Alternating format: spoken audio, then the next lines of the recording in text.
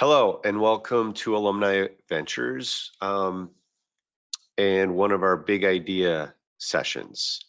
This one's called Here Comes the Bespoke Economy. I'm Mike Collins. I'm the founder and CEO of AV. One of the things our clients and customers really love to hear from us is what investment ideas do we have? What do we think is over the horizon? What do we think are trends? So we do this series we call Big Ideas. And that's what I'm going to talk to you about today. Next slide. Before we get started, just quickly on a disclosure, this is not investing advice. This is, our opinions. Any solicitation for funds comes through an offering document, and you'd get that at a later point. So again, these are just the opinions of me and Alumni Ventures. Okay, so a little bit about me. I've been in this business, really my first job out of college in 1986 was with a venture capital firm. And then my career has been as an entrepreneur and investor, really in love with technology and innovation. So I've seen a lot. We started Alumni Ventures about a decade ago, and we've built quite a business really focused on a few pillars, really being a partner to retail investors, using the power of that community to help our portfolio companies. And today, we're 110 people in all the major investing hubs. We're coming up right on 11,000 investors, almost $1.4 billion raised, one of the most active venture capital firms, not only in the US, but in the world. And we were recently ranked as a top 20 VC firm by CB Insights. So today's topic, welcome to the Bespoke Economy, is really about the shadow trend of high touch goods in the era of high tech. So let's get into it. So what's the idea? As AI and robotics make everything better, faster, cheaper, perhaps the most disruptive set of technologies I've ever seen, many of them on exponential curves, happening very, very quickly. I think we're going to see the shadow trend of human beings desiring just the opposite. And I think that's an investment opportunity for venture capitalists and something all of us need to watch and be aware from. I also think we're probably going to see backlash. I think we saw that with ChatGPT coming out and teachers saying, whoa. I think that we've seen that with Hollywood and dock workers not wanting automation. One of the things I've seen over and over is there's a big new wave of technology, but there's secondary and tertiary trends that get developed kind of alongside of it. As the automobile was invented, we saw the invention of suburbia, etc. I think the bespoke economy is the way AV is thinking about this shadow trend. So that's the main idea. And what do we mean by the bespoke economy? This is about humans seeking the bespoke. I think we're going to see counter trends, as I mentioned before, where they're going to fight back. And I want to make the point that this is not about us not believing in AI and genomics and radical innovation in the energy space. We make an investment a day at AV. A great percentage of those are on these big tech trends. But we're also open-minded that there are high-touch investments that can be equally good businesses, and sometimes even better. And I'll talk a little bit more about that. So what do I mean specifically when I say bespoke? I mean high touch, things that affect all of our senses. Um, so one can love to get food delivery that's been customized and delivered to your home. But on Saturday, you want to go to a farmer's market or an apple orchard where you pick and smell and taste things that make us very, very human and that have been wired into our brains over tens or hundreds of thousands of years. It really gets into kind of fundamental humanness.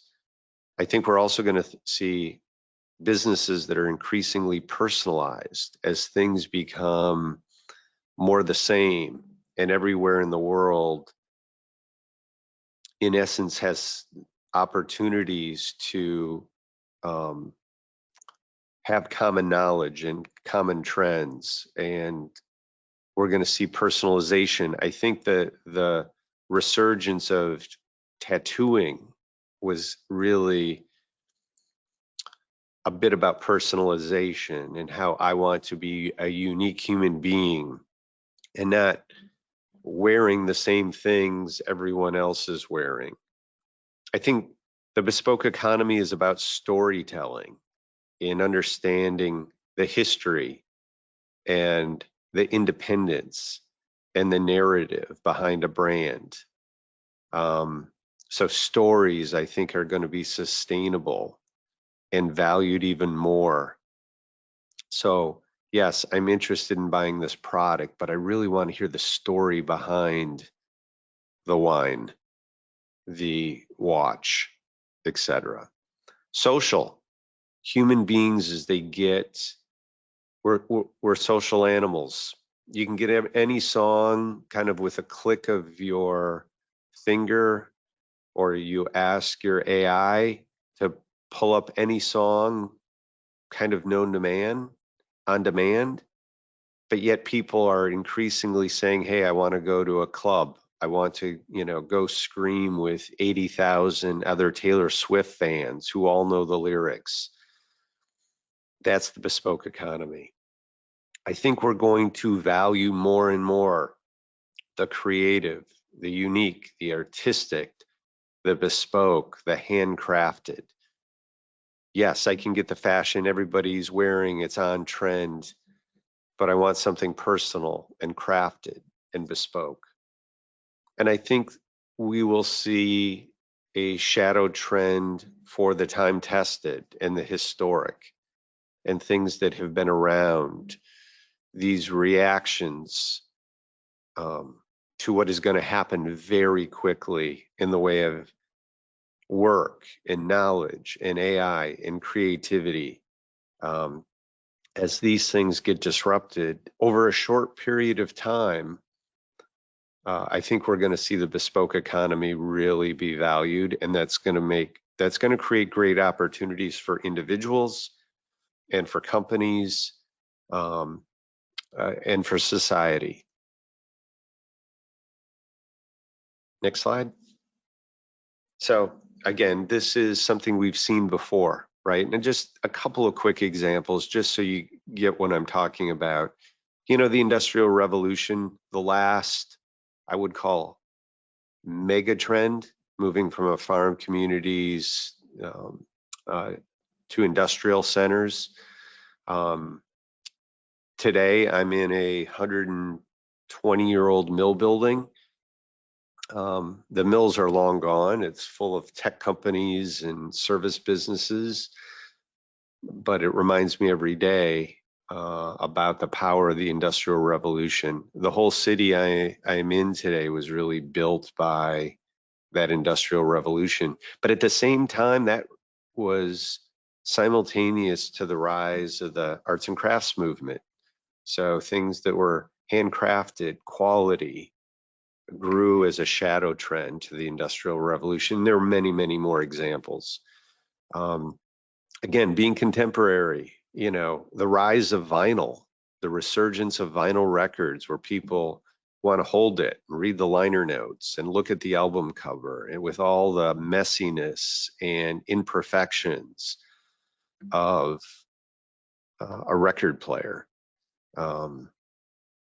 That's an example of the bespoke economy.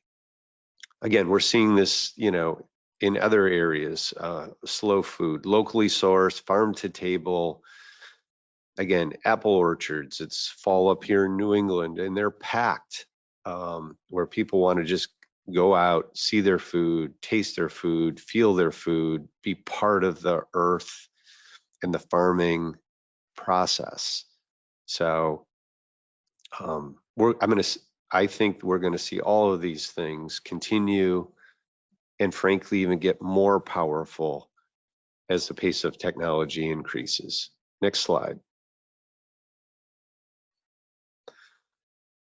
We've seen trends and innovations before. I've seen them in my life. I think the difference this time is the rate of change.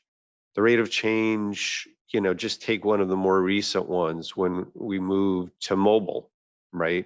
And the advent of the iPhone really happened over 5 or 10 years, where it went from, oh, that's an expensive, clever, cool phone to, it's a billion people walking around with a pretty powerful computer and communication device in their pocket. I think we're seeing these changes, not on annual cycles, but on, a quarter cycle. So 4 times as fast, if not more. The issue there is human beings struggle with change, and they don't like it, frankly. And they ignore it, or they dismiss it, or they rally against it, especially within a generation. So a lot of technologies really only get fixed generationally, where the old people basically just retire, throw up their hands, and say, not for me. We've seen this actually in college basketball, where there's a spate of coaches that are just quitting, who say, kids these days, they will all want NIL money. They transfer every year. And I don't like it. I think it's bad. And so I'm going to take my ball and go home. And there's a class of new young coaches who just grew up in this world and say, okay, this is the world I live with, and I have to recruit my football or basketball team every year. So the speed of change here is of note. And I think we have to understand that as the main wave of technology goes super fast, the disruptions happen super fast. And I think what we can anticipate is the physics of this with the shadow trends, and this is just one, and the backlash trends are going to also be super powerful. So equal and opposite reactions, I think we can anticipate. And one of our investing ideas here at AV is really this idea here, which is we're looking for businesses that have a great tech core and a great high touch bespoke wrapper, if you will. So, and you can kind of build that 2 ways. You can have a great technology company, and how do I build something personal and human around the top of it? Because our feeling is if you don't do that, it's going to be a commodity and very competitive and likely taken over by the bots. Or you go the other way, which is you're a bespoke business and you have to really build a strong tech engine underneath it. So again, the engine and the body of the business, we're calling a hybrid. So I think that this is something that we look for both on the tech side and something we look for on the bespoke side. Next slide. So just some high level quick ideas on parts of the economy where this is maybe just easier to get your head around, but we think it's going to happen really in every business and all segments of the economy. Food, right? So on one hand, I think we're going to see, you know, this is just one facet, which is kind of kit delivery businesses. These are the, Blue Aprons, et cetera, of the world. Home delivery, Whole Foods. You go into a Whole Foods these days, and half the stores, people filling out carts for delivery. I think we're going to see that continue, more personalization, more any food, anytime, customized to your taste, customized to your biology. At the same time, I think we're going to see a combination of high-tech robotic farming, automated kitchens with high-touch experiences where, supper clubs, for example, or eating communities and things like this where people are able to build kind of a social community around food. Again, I think there's going to be innovations on both sides of the ledger, fast bites, slow bites. Pretty clever. I think that was written by the AI as a title, but it's a pretty good one. And, obviously we're investing. Here's just some examples of things that I think reflect both the high tech and high touch nature of where we think the world is heading. So food is one. Two, clothing and fashion, right? Fast fashion, I think going to continue to be algorithmically bespoke craftsmanship. I think we're going to see 3D printing. I think, again, in the same way our food is going to become whatever you want, customized to your body, customized to your fabric preferences, your colors, your mood, real time, infinite apparel options. At the same at the same time, I think we're going to see this idea of clothing that has story, clothing that has customization, personalization, history behind it, craftsmanship. Just one example here is, bezel, which, creates a really interesting marketplace for mechanical watches. And yes, an Apple Watch basically gives you whatever you want, and way more than time, right?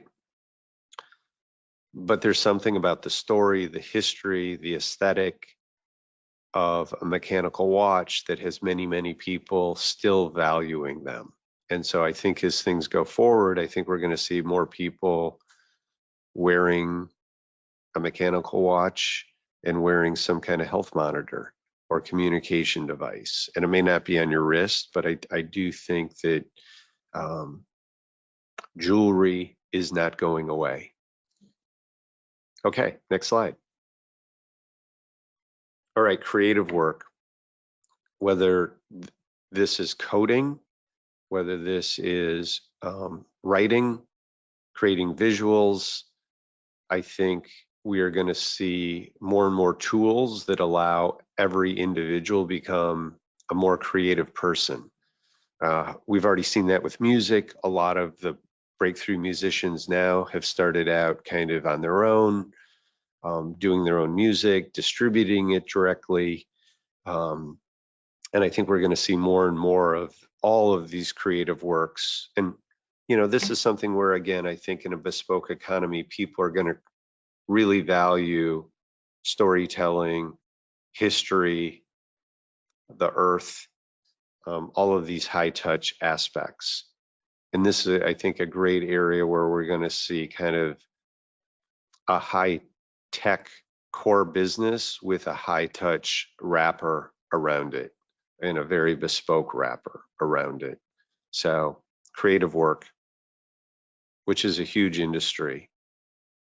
Yeah, social events, humans wanting to get out and be with other human beings. I think we've probably past kind of peak recluse with COVID and everybody just wanting to stay home and watch Netflix and have food ordered in. I think we are starting to see people craving hybrid work environments, wanting to get out socially, developing third spaces. I think we're at the beginning of a new wave of um, people looking for that balance of customization, high tech entertainment with social behavior. Again, beautiful weekend here in New England. The biggest issue was all the trails were packed because people want to get out in nature, to walk, to hike, to be with other human beings. I think this is going to do nothing but continue. And I think whenever a trend happens, um, there's an opportunity for us to help build great businesses. An example of that is among our portfolio, fantasy football, technology platform called Sleeper, which again is software and technology, and it is fantasy sports.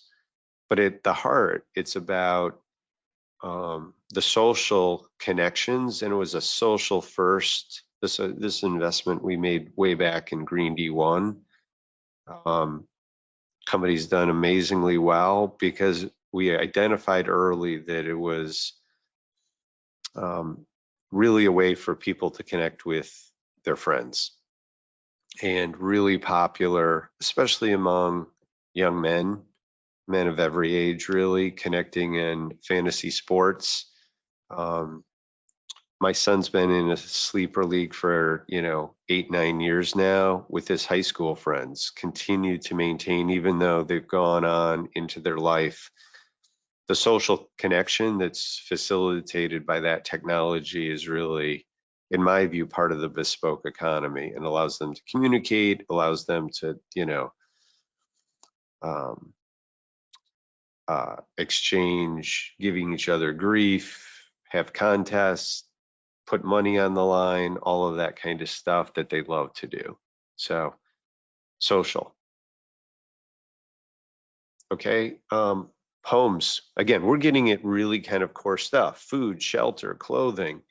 Um, you know, uh, I think there's a big movement toward redefining neighborhoods and communities and homes. I think we've hit peak McMansion and suburbs and three cars. I think we're going to see more customization, more personalization. We've seen the small home movement. I think we're going to need to build a lot more housing in this country and in the world. And I think there's real technologies to do it in a way that is high tech and high touch. So it's not all cookie cutter, but yet it's cost effective. So I think we're going to see things in the design of neighborhoods, design of homes, the way we outfit those homes with high technology, but also high touch things. I think there's, again, going to be a whole generation of new companies created about homes for the next generation. And how we live is even probably a broader, more appropriate definition.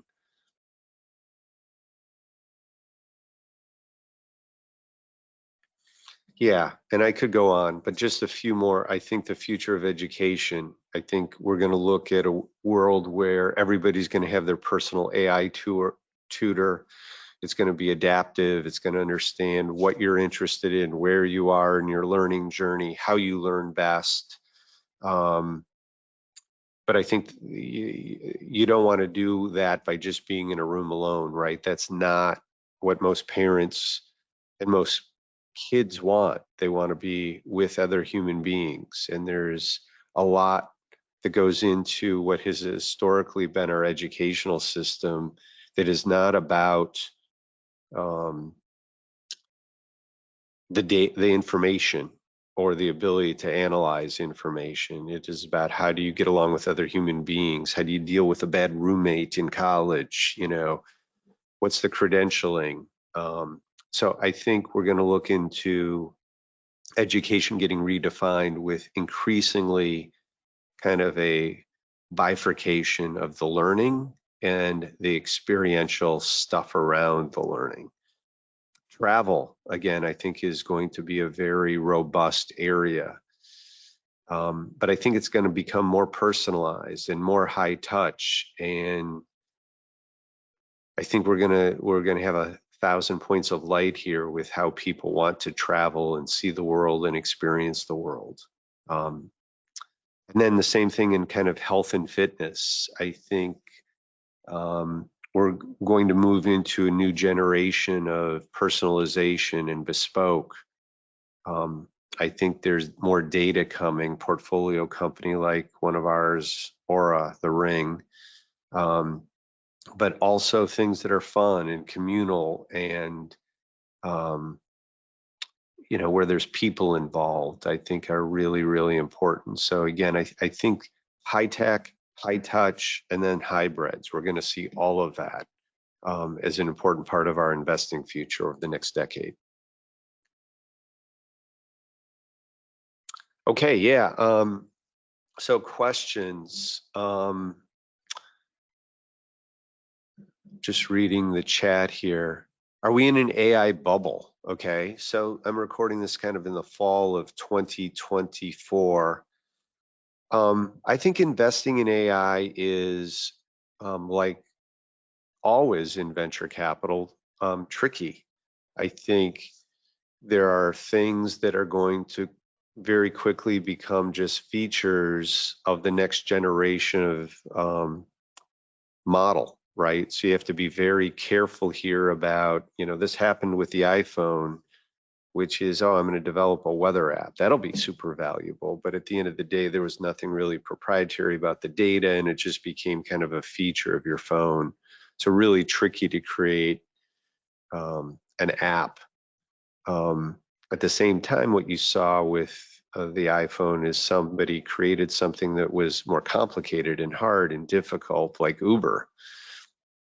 And it was really delivered from an app, and it was app enabled that wouldn't have existed without an app and an iPhone infrastructure. But they figured out the regulatory environment, they recruited and figured out how to compensate drivers and build critical mass. So it was more than just software, right? So I think the same thing is true here. You're going to have to figure out and discern the difference between what's going to be a feature of the big AI models and what's a sustainable disruptive business. So at the end of the day, it starts with a problem and a solution and doing something hard. And then you work backward from that. If that's an opportunity, is this the right team? Is this the right price?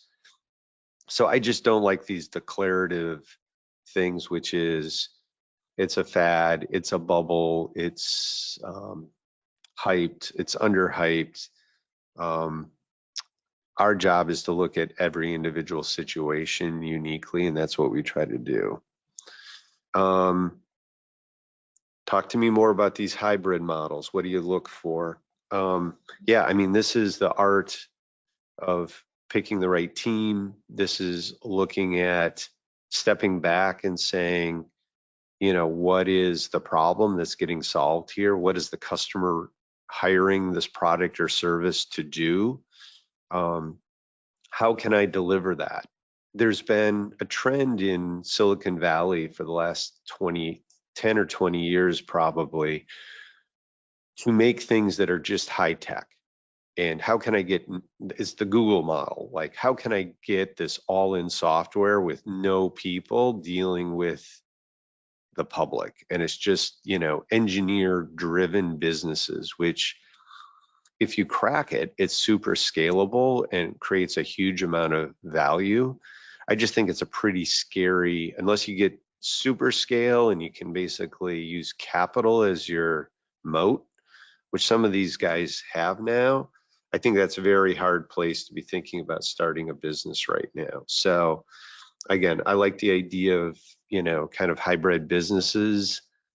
people who really understand a customer set, have access to proprietary data, have a brand, have customer relationships that are enduring, network effects, flywheel effects, those kinds of things are what we look for in kind of hybrid models. But I think we're fairly unique in viewing the world that way. I think a lot of people are kind of stuck in like, oh, I was a SaaS investor, that made me money, I'm going to be a SaaS investor going forward.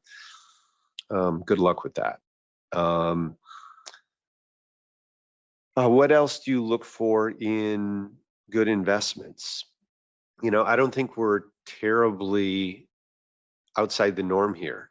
I think we really value three things. We value the team and the team market fit, if you will. Like, is this the team, the right team to solve this problem? Is this pain point big and people are willing to pay for it? Is there the potential for a really good business model here? Again, things like moats, things like flywheels, network effects. You look for those things that give you a real competitive advantage that's enduring. I also think in these days you're looking for, who are their capital partners? We put a lot of stock in who the lead investor is, and do they know the space, and do they, really work well? Do they have the capital to help support the company as it grows and scales? Are they going to be good partners to this team? I think we're looking through the dimension of geometric technology changes, and is this company going to be threatened by these evolutions, or are they going to ride that wave? So again, those are a few of the things we are sensitized to. So yeah, I think we're about out of time for today. Those are really good questions. Thank you again. We love kind of sharing how we view the world. Feel free to share this. If you want to talk to us, we're high touch. We like to talk to people. We have events. We too like to be around other people with our entrepreneurs and our customers. So feel free to hop on and talk to one of us. Also check out our website. We have a lot of good information there. We also have a lot of good content. So if you go to our Learn section, you can listen to podcasts, interviews with our portfolio companies, read and listen to other things like this. So with that, I'll let you go. I appreciate your time today. Thanks.